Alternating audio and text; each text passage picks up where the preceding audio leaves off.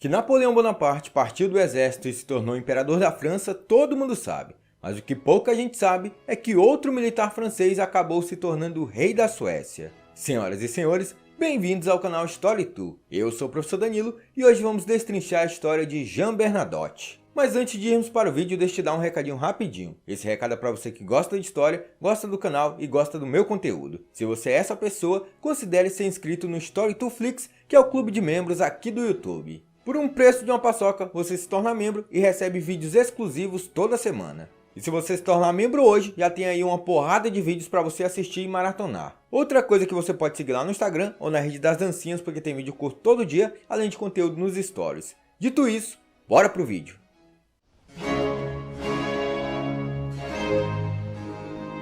Se olharmos com pouca atenção para a monarquia sueca, veremos que Carlos XIV João teve um reinado parecido com o de outros reis. Ele reinou durante o período de relativa paz e prosperidade, mas se olharmos mais atentamente para esse rei, veremos algo surpreendente. Ele não era um homem que havia nascido para se tornar rei, ele não tinha sangue real, ele não havia casado com alguém da família real sueca, ele também não falava sueco e ele também não tinha nascido na Suécia. O homem que se tornaria Carlos XIV João da Suécia havia nascido na França e tinha o nome de Jean-Baptiste Jules Bernadotte. E antes de assumir a coroa sueca, ele teve uma vida memorável. Bernadotte foi soldado durante a Revolução Francesa e as guerras travadas depois dela. Ele serviu como um marechal de campo sob o comando de Napoleão Bonaparte e participou de algumas das maiores batalhas das guerras napoleônicas. Mas afinal, quem foi Jean Bernadotte e como ele se tornou o rei da Suécia? Jean-Baptiste Jules Bernadotte nasceu em 26 de janeiro de 1763 na cidade de Pau, na França.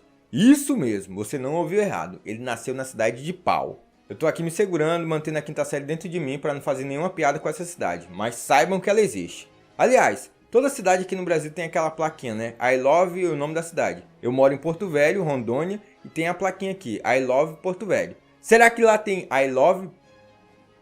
Mano, enfim, bora lá manter o vídeo porque aqui o assunto é sério. O assunto é sério. Vamos lá. O pai de Bernadotte era promotor e esperava que o filho também se tornasse advogado. O jovem Bernadotte planejava seguir os passos do pai. Ele começou o aprendizado e parecia estar no caminho certo para assumir os negócios da família ao lado do irmão mais velho. No entanto, quando seu pai morreu, Bernadotte decidiu seguir na carreira militar. Ele ingressou na carreira militar em 1780. Para um homem que mais tarde se tornaria rei, Bernadotte era antimonarquista em sua juventude. Quando a Revolução Francesa eclodiu em 1789, Bernadotte estava entre os muitos que se aliaram ao novo regime republicano jacobino. De acordo com algumas fontes, ele até tinha morte a todos os reis tatuado em seu braço. No serviço militar, Bernadotte se destacou e subiu na hierarquia durante as guerras subsequentes da França. Ele permaneceu um simpatizante dos jacobinos mesmo quando a França voltou à monarquia sob Napoleão. Ele era suboficial em 1790. Mas em junho de 1794 foi general de brigada e depois promovido a major-general em outubro daquele ano.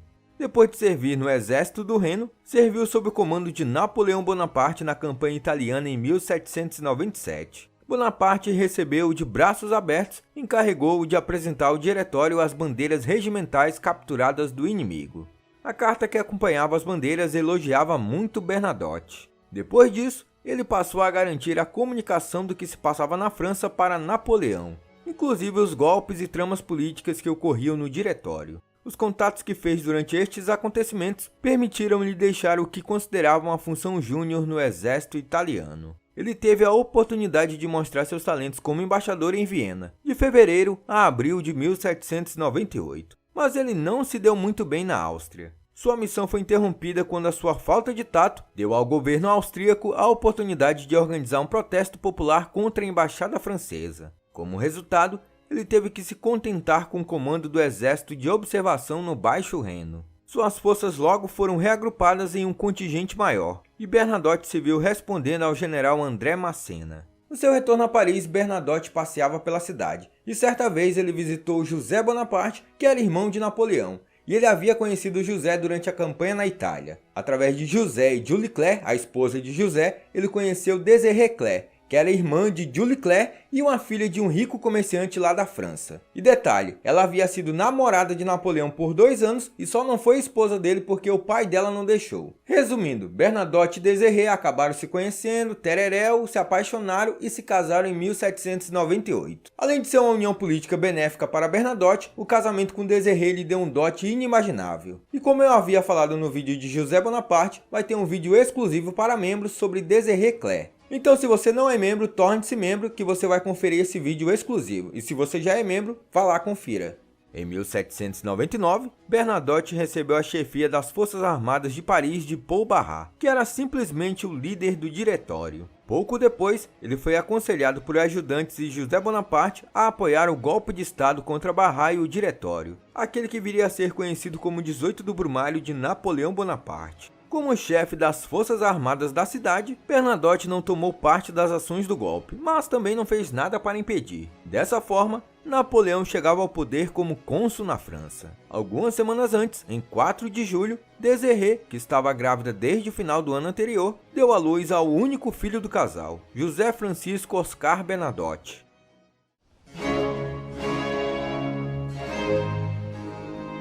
Bernadotte era cercado por homens do alto escalão e também tinha amizade dos irmãos Bonaparte, o que lhe rendeu o cargo de ministro da guerra. Com isso, ele comandava todas as forças terrestres da França. Porém, sua relação com outros ministros e políticos era bem tensa. Era bem conhecido o costume de Bernadotte de levantar o sabre para os inimigos em discussões acaloradas. Apesar de manter uma neutralidade considerável durante o 18 Brumário, Bernadotte permaneceu com boas relações com o primeiro cônsul Napoleão Bonaparte. Porém, ele foi implicado na conspiração Bouteiller, que foi orquestrada por seu chefe de gabinete, General Simon. Bernadotte foi destituído do comando em 1802. Seu próximo posto seria como embaixador nos Estados Unidos, mas ele não conseguiu fazer a viagem através do Atlântico quando a paz de Amiens foi quebrada. Ao se declarar imperador em 1804, Napoleão também elevou 18 generais ao status de marechal, incluindo Bernadotte. Esse título na era napoleônica era uma mistura eclética. Era composto em parte por comandantes mais antigos, para quem a distinção era um pouco mais do que um sinal cerimonial de apreço. Também para partidários de Bonaparte que estavam a ser recompensados pelo seu apoio à ascensão de Napoleão. E por último, para jovens emergentes para quem o título era um investimento futuro. Bernadotte caiu numa 4ª categoria, a categoria de potenciais rivais pelo poder que precisavam ser apaziguados. Bernadotte era visto como potencial rival por Napoleão, já que ele não havia apoiado o golpe do 18 Brumário. Talvez Napoleão achasse que o título de marechal manteria Bernadotte leal. 1805 foi um ponto alto na França napoleônica, marcado por vitórias deslumbrantes no campo de batalha. Durante esse período, Bernadotte teve um desempenho no campo de batalha tão bom, que Napoleão o recompensou com o título real, coisa que ele fazia muito bem com homens de confiança e com os irmãos. O ex-revolucionário e antimonarquista ganhou um pedaço da Itália e passou a se autodenominar como Príncipe da Ponte Corvo. Mas, apesar da sua alta posição dentro do Império, Bernadotte quase foi acusado de alta traição. Durante a campanha de Napoleão contra a Prússia, os franceses obtiveram grandes vitórias nas batalhas de Jena e Auerstedt em 1806. Mas Bernadotte não contribuiu muito para as vitórias. Preso entre as duas frentes de batalha com ordens ambíguas, Bernadotte e suas tropas não fizeram quase nada. Napoleão o acusou de tentar deliberadamente sabotar as batalhas e, de acordo com as suas lembranças no exílio, chegou perto de submeter Bernadotte à corte marcial por suas ações ou falta delas. Muitos dizem que ele sobreviveu à raiva de Napoleão, talvez porque era casado com a ex-namorada do imperador. Apesar da sua exibição nada distinta na Prússia em 1806, Bernadotte manteve seu comando. No ano seguinte, ele estava junto a Napoleão na Europa Ocidental, lutando contra os russos e contra os prussianos. E em uma batalha, Bernadotte foi atingido por uma bala de mosquete bem aqui no pescoço. Escrevendo ao chefe do Estado-Maior Imperial, Bernadotte disse: "Fui ferido por uma bala no pescoço. Não acredito que meu ferimento seja perigoso, mas me causa muita dor. Não deixei o campo de batalha, e você pode garantir ao imperador que permanecerei no campo enquanto minhas forças me permitem fazê-lo." Milagrosamente, Bernadotte voltou ao campo de batalha em poucos meses, mas esse ímpeto aí não durou muita coisa não. A Batalha de Wagram, em 1809, foi uma das últimas grandes vitórias de Napoleão Bonaparte. Mas durante uma parte da batalha, parecia que os austríacos venceriam Napoleão. A batalha estava rolando lá, tal, tereréu, até que uma parte do exército de Napoleão foi subjugada pelos austríacos. E essa parte estava sendo comandada por quem? Por ele mesmo, Bernadotte. Aí as tropas de Bernadotte começaram a bater em retirada. O que se sabe é que Bernadotte estava à frente das tropas. Muitos falam que ele estava lá reagrupando elas e outro que ele era o primeiro a fugir. Eu sei que o pessoal avistou ele e aí não deu nada bom. Afinal, para alguns, parecia que o comandante estava em fuga. Napoleão teria dito ao azarado marechal: eu, por meio desta, removo você do comando do corpo com o qual você tem lidado tão consistentemente mal. Deixe minha presença imediatamente e saia do grande armê dentro de 24 horas. Sim, o cara foi demitido no meio da batalha, mas Bernadotte tinha a costa larga e ele não caiu para baixo não, ele caiu foi para cima.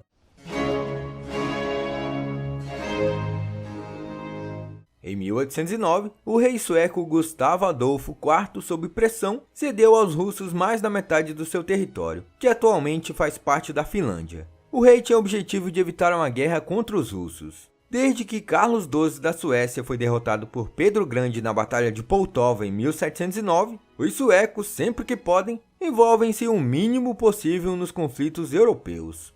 Mas nessa ocasião em questão, o povo considerou essa entrega de território abjeta e revoltou-se contra o rei. As forças armadas destituíram Gustavo Adolfo IV e o parlamento colocou no lugar dele o seu tio, Carlos XIII, que entretanto não tinha descendentes e já era muito velho. A população desejava um sucessor e, numa época de tantas guerras e ameaças, que ele também tivesse um certo traquejo de comando.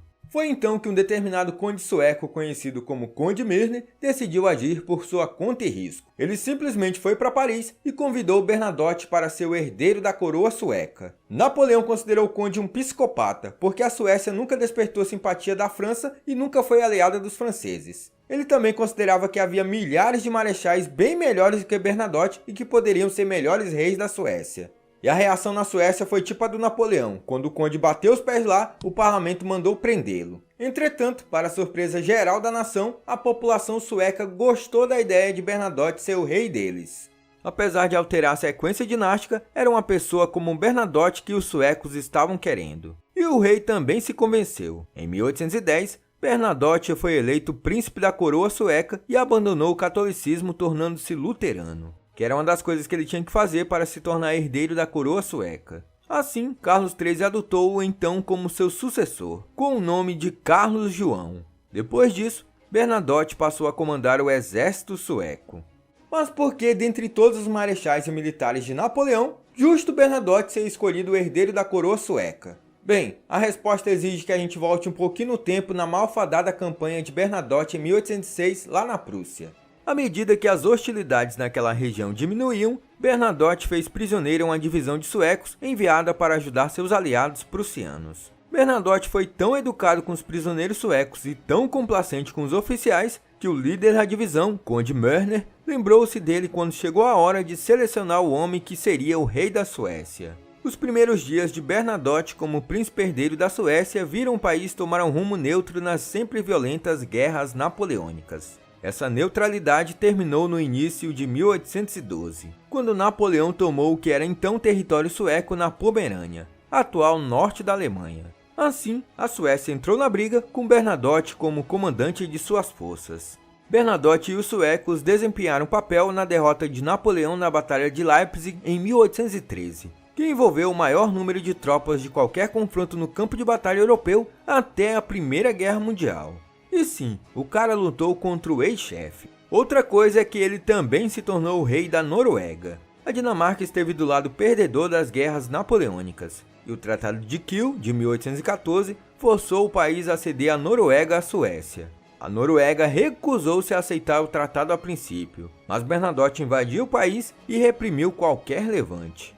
A Noruega negociou a autonomia, mas reconheceu Carlos XIII da Suécia como seu rei. Quando Bernadotte foi coroado Carlos XIV João em 1818, também foi coroado o rei da Noruega. A união entre as nações permaneceu intacta até 1905. Bernadotte reinou na Suécia e na Noruega por 26 anos bem pacíficos. Ele morreu de apoplexia em 8 de março de 1844, no Palácio Real de Estocolmo. Conta-se que durante todo seu reinado, Bernadotte não permitia que seus médicos examinassem o seu torso nu. A explicação disso foi descoberta enquanto seu corpo era preparado para o seu funeral. O ex-soldado republicano tinha uma tatuagem no torso e não no braço como muitos acreditavam, com os dizeres "Morte aos Reis". Que irônico, hein?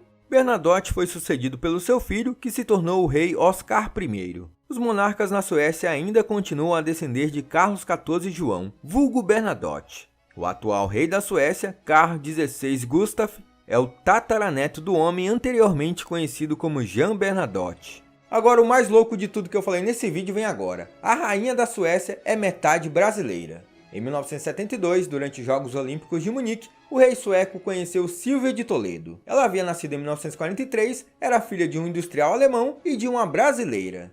Em 1973, Carl Gustaf se tornou rei e em 1976, ele e Silvia se casaram.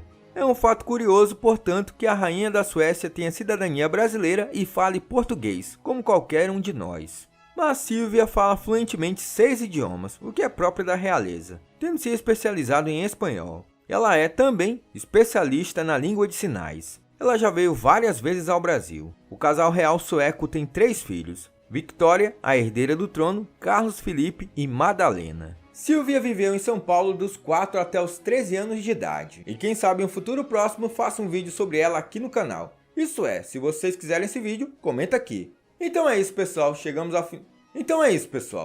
ao final de mais um vídeo e espero que vocês tenham gostado. Se eu errei alguma coisa, comenta aqui nos comentários. Se você tem algum pedido, também deixa aqui nos comentários. No mais, não esquece de deixar o joinha. Se não for inscrito, se inscreva e considere ser inscrito no Story2Flix, que é o clube de membros aqui do YouTube. No mais, fechou?